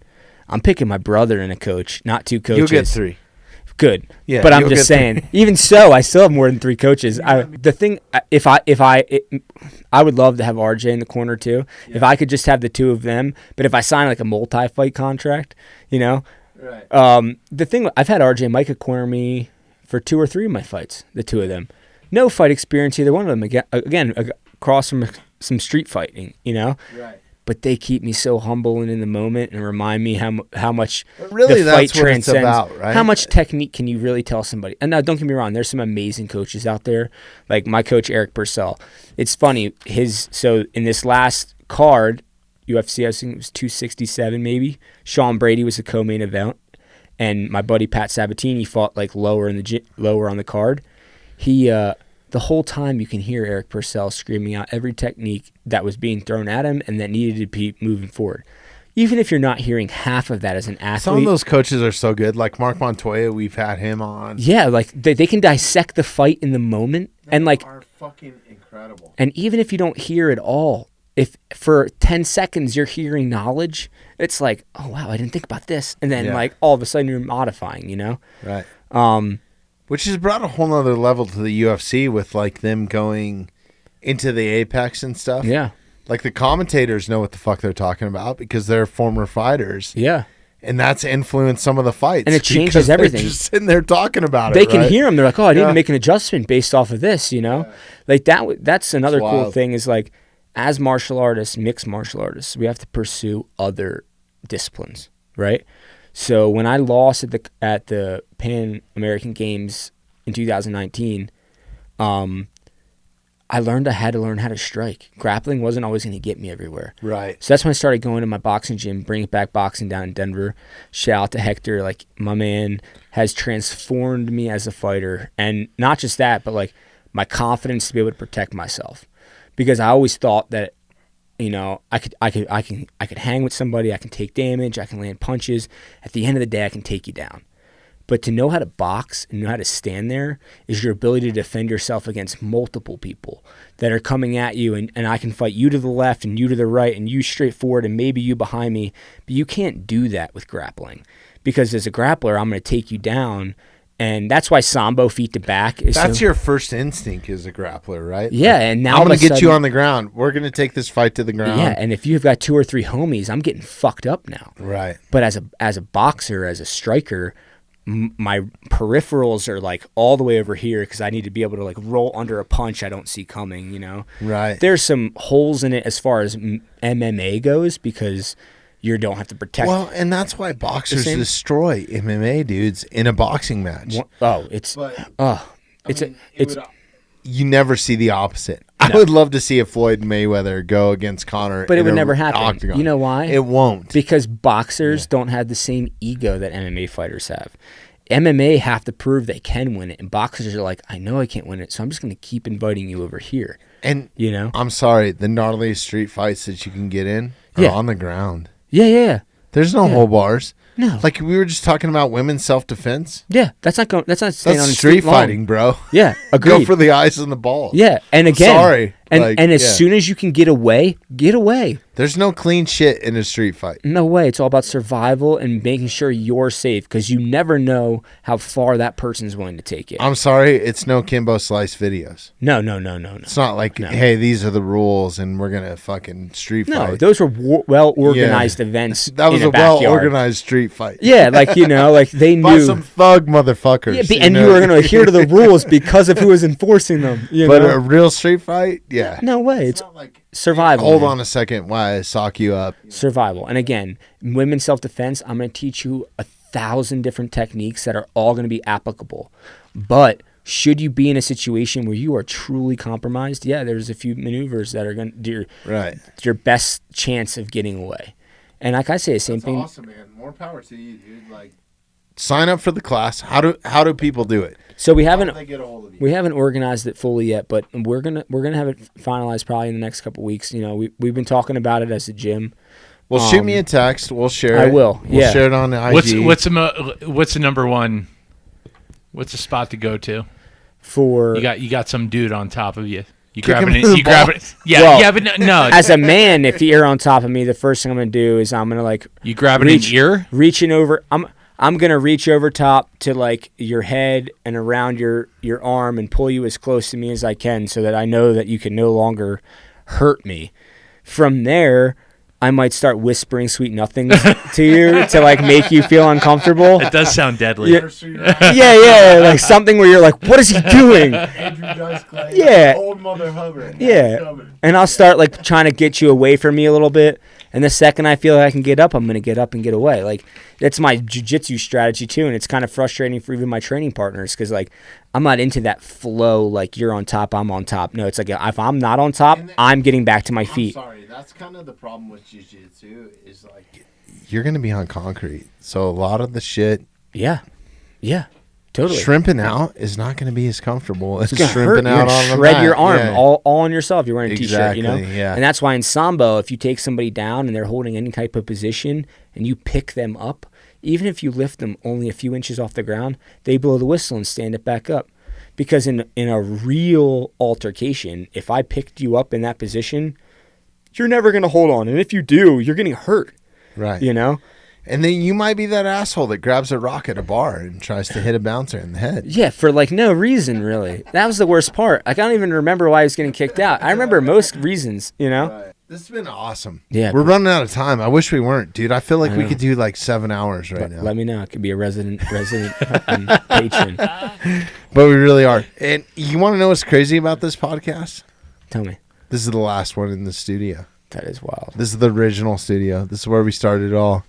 We didn't have all this bullshit on the table. I love all my sponsors, by the way. I'm not calling you bullshit, but like, it was crazy, dude. When we started this thing, it was a box of Clorox wipes. It was in the middle.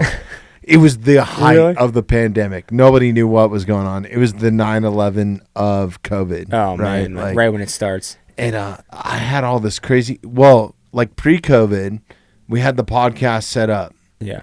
And the very first episode was going to be Colorado Parks and Wildlife.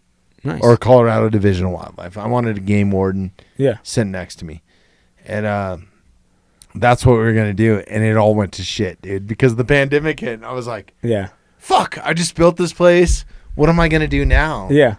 But what I didn't realize is it couldn't have been better timing because people had nothing to listen to. So they were going to listen to my dumb ass.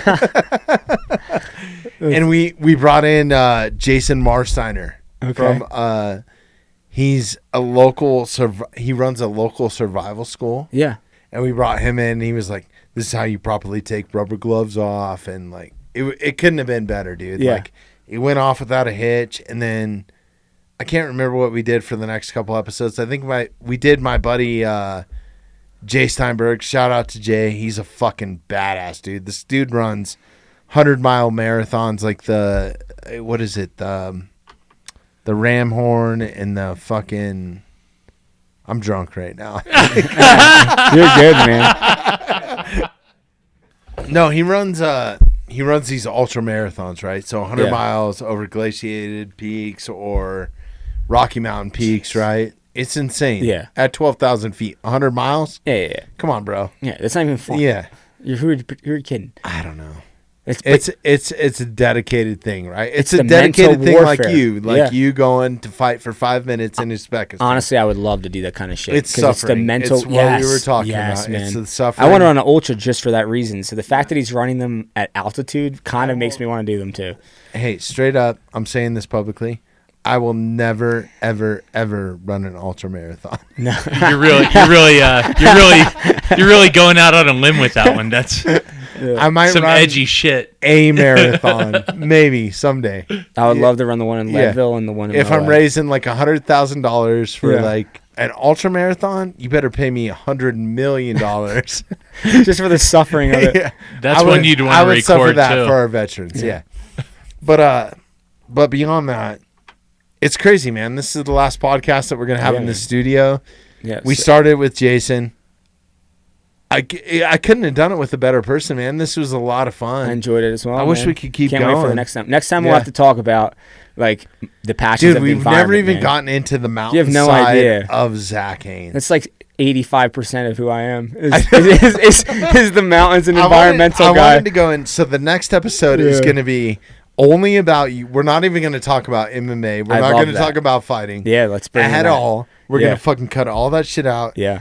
And I want to talk about the time that you spent in Yellowstone and Glacier and just That sounds great. when you went off the grid and Yeah. were like, fuck the world. Let's do that. Because you went deep and you Yeah. did it. And I admire that too, man. Hell yeah, man. I found So- a lot of who I am after that. I started training Yeah. martial arts after that. Okay. So that'll be the next Yeah, man. episode. Not next week, maybe next month, right? Let me know, man. 2022. Always worth the Zac drive. Haynes. Yeah, there we go. World champ. Untouched. Zac Haynes Untouched. That's what we'll call it. I like that. That'll be the episode. Hell yeah. Dude, brother man, we did fucking 2 hours. This was a Sweet. lot of fun. Yeah, man, definitely. We could keep going for a few more minutes. So let's talk about right now because we only got a few more minutes. Yeah. What do you got coming up? What's next? So the next couple months, I'll just be spending in the mountains. Like I said, most of that, who I am is a mountain man. Snowboarding. The winter's coming. Yeah, man. I've already got a week on the mountain, and it's not even December yet. So bring on the snow, Yeah. So I'll be focusing on that. I'll be working. There's a lot of different licenses I'm going to be eligible for from my work. I work for a water treatment facility up there in the mountains. So I'll be studying for those. I start working on my PhD come January. So between all that, that's going to be my main focus for the next few months. What does September look like for you? Next September? Yeah. Oh, man. Hopefully I'm heading to Europe to fight. But it's also my birthday, 31. Really? That's about it. Yeah, that's as far as I look. That's elk hunting season.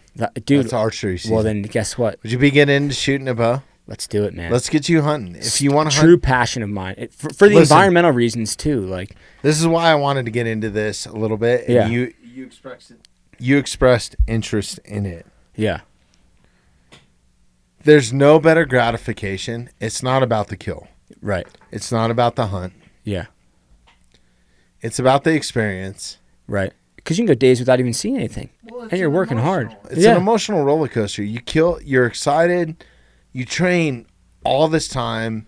You shoot a bow. Yeah. And I really think that it's only with archery hunting. I got to be clear on that. I don't want to use a weapon. I don't use a firearm. I only want to do archery. Really? Yeah. So that's where I'm life. Okay. Yeah. Cool. Well, that's awesome, dude. Let's Yeah. get you into that, too, because Hell that's yeah. a meditation thing. Yeah. And that's something that will take on a whole new level. And I've been trying to get RJ to come down with me. I bet you I can get him to come if I'm coming, Cool. Let's do it. We'll do it all together. But anyways, we'll get into that on the next podcast, too. Sweet. I don't want to take up a bunch of time, but yeah, it's the fact of every time you put down your plate, you remember what you went through, right? Damn. Just like earning Yeah. a belt.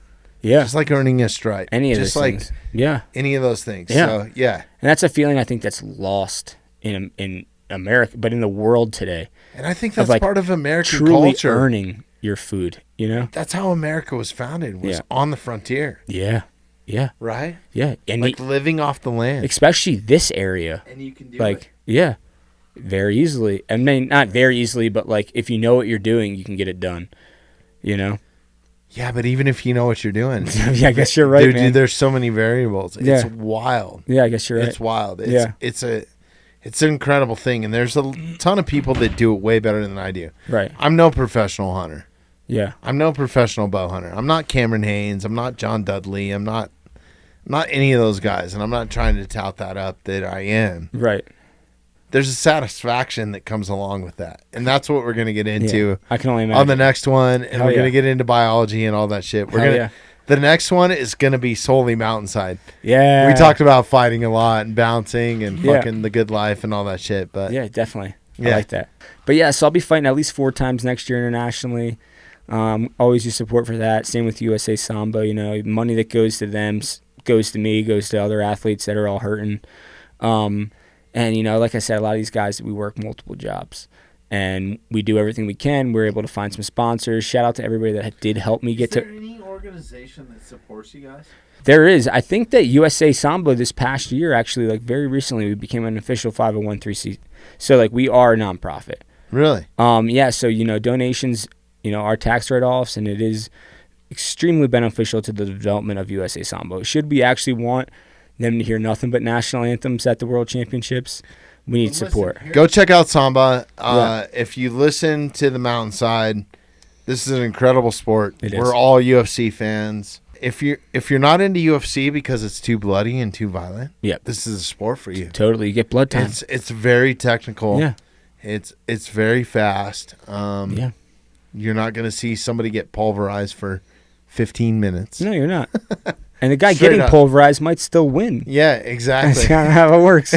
And that's how it worked in your fight. Yeah, exactly. Straight up on the last one. But yeah, man, check this sport out. Check Zach out. Zach, where can we follow you? How come you don't have a website? I know. I'm going to work on that and a Patreon because we talked about that the last time. You totally should. It'd be a great way for people to follow my international experience because I'm not great with my phone, but if I knew that like there were people following it, You need to contact Mitch. Yeah, I'll get try on to that put too. you guys in contact. That'd be but- great. Sounds like a great conversation to Yeah. have, But yeah, man, I really just appreciate you having me. It's such a great honor to be the last day, basically the last night too, right? You guys will be in another gym tomorrow. That's what I'm saying. Where we originated. Yeah, it's an honor, man. And it's funny, if you kick down that foam wall right there, yeah, that's the new podcast. Yeah, on the other side of the road.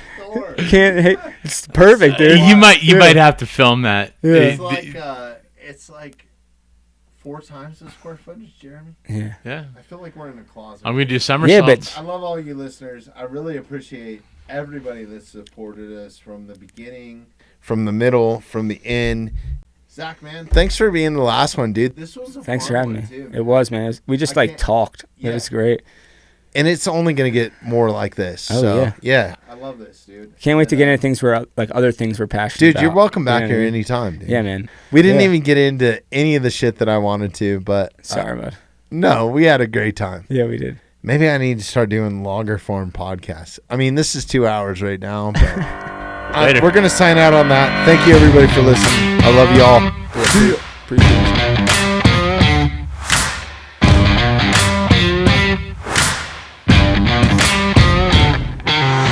Thanks for listening to the Mountainside Podcast. If you haven't had a chance to do this already, please take a moment, follow, like, subscribe, or rate on whatever platform you catch the Mountainside Podcast at. Also, if you'd like some more information on upcoming episodes, safety tips, access to all of our affiliates, and all the badass discounts that we get here at the Mountainside Podcast, check out themountainsidepodcast.com. We wanted to let you know that the Mountainside Podcast is now available on Patreon. If you'd like access to bonus footage, behind-the-scenes content, ad-free listening, and much more, simply find the link in our bio or visit patreon.com/themountainside. This episode of the podcast is brought to you by Uncanna CBD.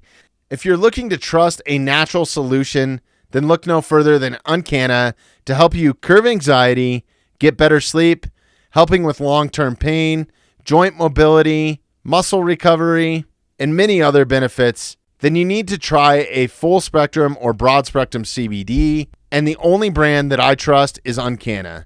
I use their products daily, and I can attest to you of how well it works. Uncanna is also veteran owned and operated and is just an incredible company that lives in the outdoors. Whether they're sponsoring professional rock climbers, dirt bikers, skiers, and many other athletes, helping veteran communities get outside. This is an incredible company with an incredible product. Because they are a sponsor here at the Mountainside Podcast, and you're listening to this ad right now, you can receive 10% off your entire order every time that you visit uncanna.com. All you have to do is simply enter promo code TMS at checkout to receive 10% off your entire CBD order, apparel, canine products, or whatever Uncanna has to offer just by simply typing in the code TMS at checkout. Once again, that's promo code TMS at uncanna.com. This is a Mountainside special announcement, and I'm thrilled to bring you the news of our new partnership with Origin. There's nothing I love more than supporting America, showing my patriotism, and buying 100% American-made products. Origin Maine is one of the only companies that I found out there that makes an incredible product that's 100% designed, produced, grown, built, and manufactured right here in the USA. So if you're looking for 100% American-made boots, high-quality denim, jiu-jitsu gis, rash guards, hoodies, bags, Jocko Clean Energy Fuel, supplements, and much more, look no further than originmaine.com. If you want to support the U.S. economy, the U.S. workforce, then you can 100% trust Origin and the amazing people that are running this company. And because they are a sponsor of the Mountainside Podcast, you as a listener can truly reap the benefits of buying American-made products at a discount. All you have to do is simply use promo code TMS at checkout, and you will receive 10% off your entire order every time that you visit originmaine.com. Once again, that's promo code TMS, the number 10, TMS10 at originmaine.com. This episode of the podcast is also brought to you by Onnit and their amazing new supplement, Alpha Brain Black. If you've listened to this podcast before, you know I'm a huge proponent of nootropics, and I use them on a regular basis, and specifically Alpha Brain from Onnit. The new Alpha Brain Black Label is there to give you that little extra boost when you need razor-sharp focus, relaxed alertness, and simply just to get in the zone or your flow state. Whether you're getting into a workout, focusing on a task at hand, the new Alpha Brain Black Label is the next level in nootropics, and you can only find it at onnit.com. Nootropics is not the only thing that Onnit has to offer. There's a ton of supplements, workout programs, meal replacements, and free information for you to reach total human optimization. If you've never visited Onnit before, I strongly suggest that you go check out their website. I'm sure that there's something there that can make you feel better, react faster, or help you reach your full potential. And here's the best part. Because you are a Mountainside listener, every time that you visit onnit.com, you can receive 10% off your entire order simply by entering the promo code TMS at checkout. Once again, that's promo code TMS at onnit.com.